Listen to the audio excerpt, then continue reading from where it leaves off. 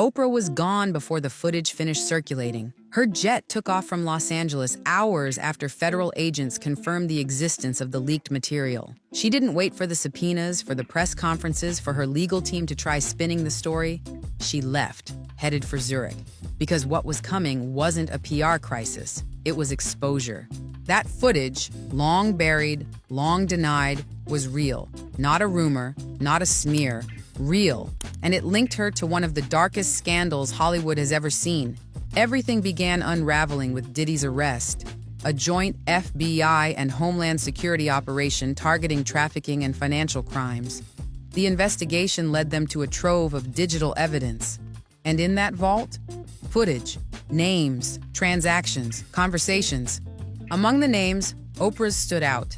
According to federal documents, she made a $75 million payment to suppress specific footage, a desperate attempt to keep it out of public view. But she failed. The files surfaced, the footage got out, and within hours, arrest warrants followed. The content, according to sources close to the investigation, ties Oprah directly to a cover-up involving illegal activity at high-level private events connected to Diddy's network. These weren't social mixers. They were coordinated, controlled, documented. Former insiders say Oprah had access. She knew what was being recorded. And when those materials threatened to surface, she didn't alert the authorities. She bought silence. Now the FBI is tracing that payment's path. $75 million routed through shell accounts to secure a set of encrypted drives.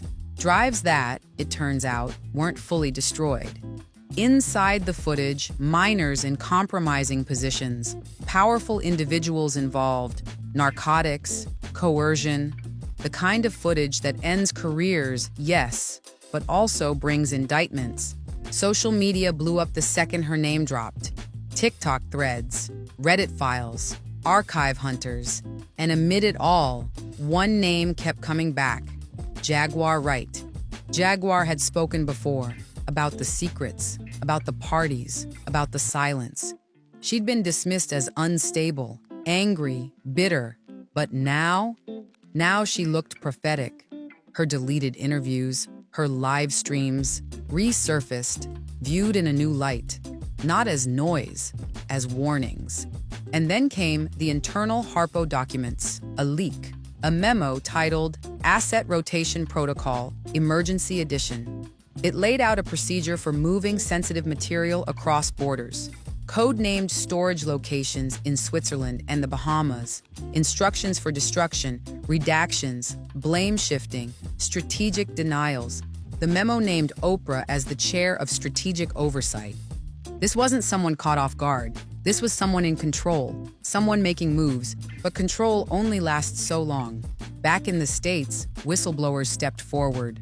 Former Harpo staff, logistics coordinators, media handlers. Under immunity, they talked about the secure shipments, the encrypted files, the private jets loaded with drives and NDAs.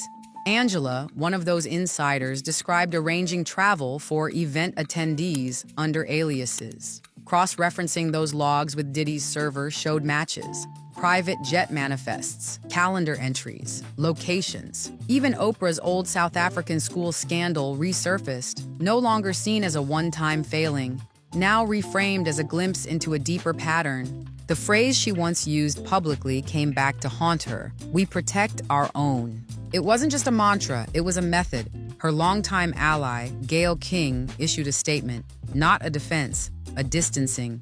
Friendship is not immunity. Even Harpo's studios went dark. Operations halted, staff furloughed, social channels silent. The footage that broke this case came from a raid on a Zurich data center.